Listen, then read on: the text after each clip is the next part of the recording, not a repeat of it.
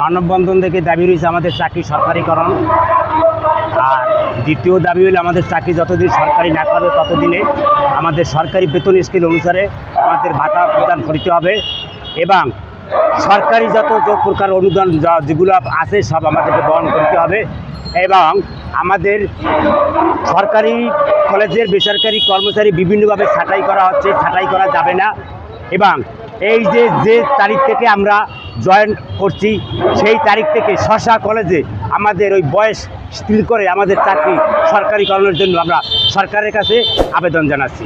আর যদি আমাদের এই 1-2 মাসের ভিতরে আমাদের কোনো ফয়সালা না হয় আমরা সমস্ত বাংলাদেশের সরকারি কলেজগুলো আমরা শাটডাউন করে দিয়ে দেবো। আমাদেরকে প্রধান উপদেষ্টা থেকে আমার 21/8/2024 একটা মানববন্ধন করছিলাম যমুনার সামনে। ওখান থেকে প্রধান উপদেষ্টা মহোদয়ের ওখান থেকে একজন সচিব এসে আমাদেরকে আশ্বাস দিয়েছে, মাইকে ঘোষণা দিয়েছে যে আপনাদের ব্যবস্থা আমরা 2-1 মাসের ভিতরেই করতে আছি এবং প্রধান উপদেষ্টা নিজেই বলছে যে সারা বাংলাদেশের যারা যে দাবি দেওয়া নিয়ে আসছেন তারা কোনো আন্দোলন সংগ্রাম করেন না, তাদের একটা আবেদন হিসাবে আমার কাছে জমা দেন। আমি সবাই আবেদনগুলো দেখব এবং সবগুলা আমি যেভাবে পূরণ করা দরকার সেইভাবে আমি এগুলো আপনাদের পদক্ষেপ নেব। কিন্তু আজ পর্যন্ত আমাদের কোনো কিছু হয় নাই। 21/8/2025 আমরা 24-এ আমরা প্রেস ক্লাবের সামনে এক মানববন্ধন করছিলাম। আমাদের সাথে অ্যাড হয়েছিল গণসংহতি আন্দোলনের প্রধান সমন্বয়ক জনাব জুনায়েদ সাকিব ভাই ছিল।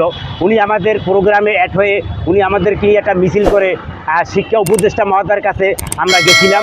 উনি মহোদয়ের কাছে দেওয়ার পর আমাদের স্মারকলিপি দেওয়ার পর উনি বলছে যে ঠিক আছে, এটা ন্যায্য দাবি, এই দাবিটা পূরণ করা কীভাবে যায় আমি এটা দেখব, এদের একটা ব্যবস্থা আমি করব। কিন্তু আজ পর্যন্ত আমরা কোনো সুরাহা পাই নাই।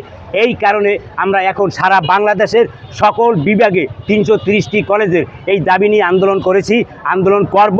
আমাদের যতদিন আমাদের চাকরি সরকারি করা না হবে এরপর 2-1 মাসের ভিতরের মধ্যে আমরা সারা বাংলাদেশের সরকারি কলেজগুলো আমরা শাটডাউন করে দেব। আজকের যে দাবি সে দাবিগুলো অবশ্যই আপনারা অবগত হয়েছে ইতিমধ্যে। তো আমাদের যে কেন্দ্রীয় কমিটি আছে সেই কেন্দ্রীয় কমিটির সময়সূচি অনুযায়ী আমাদেরকে আগামী 30 দিনের ভিতরে যদি আমাদের এই কর্মসূচি মেনে নেওয়া হয়, দাবি মেনে নেওয়া হয়, তাহলে আমরা কমপ্লিটলি শাটডাউন করতে বাধ্য হব। আমরা জাতীয় পরীক্ষা সহ সব ধরনের কার্যক্রম আমরা কমপ্লিটলি শাটডাউন করতে বাধ্য হব। আমরা 13 সাল থেকে বিএম কলেজে চাকরি করতেছি। আমাকে 6000 টাকা বেতন দেয়, আমাকে 6000 টাকা তো পোষায় না। আমরা মাইয়া পোলা স্বামী সন্তান লইয়া পারতাছি না। এরপর আমরা ঢাকা গেছি 6-7 বার হইয়া গেছে। আমরা বৃষ্টি বর্ষাতে বইয়াছিলাম সচিব সারের ওই জায়গা। এবার হারা দিন কাটাইছি আমরা, আমাকে কোনো লাভ হয় না, আমাকে বেতনও বাড়াইতেছে না, আমাকে চাকরি স্থানও করতেছে না। আমরা ঝাড়ু দিই, খাটি, সুইপার, আমরা সব স্টাফ আছি বিএম কলেজে, আমাকে কোনো লাভই হয় না। আমরা ফাও খাটতাছি বিএম কলেজে 6000 টাকাতে।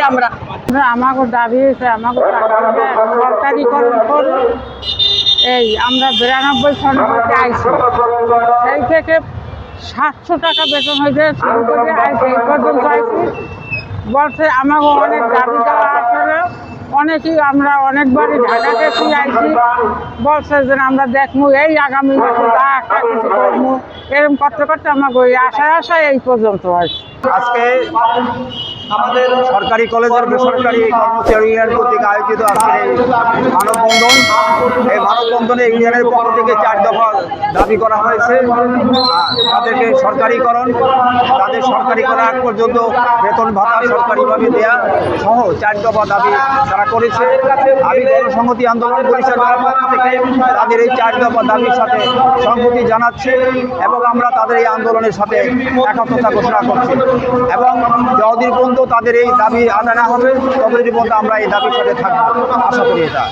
এবং আমরা জানি যে বাংলাদেশে এখন পর্যন্ত দাবি আদায় করতে গিয়ে মাঠে না নামা পর্যন্ত আসলে অন্য কোনো পথ এখনো তৈরি হয় না। ফলে তারা আজকে এই দাবিটা করতেছে, আমরা এই দাবির সাথে সংহতি জানাচ্ছি।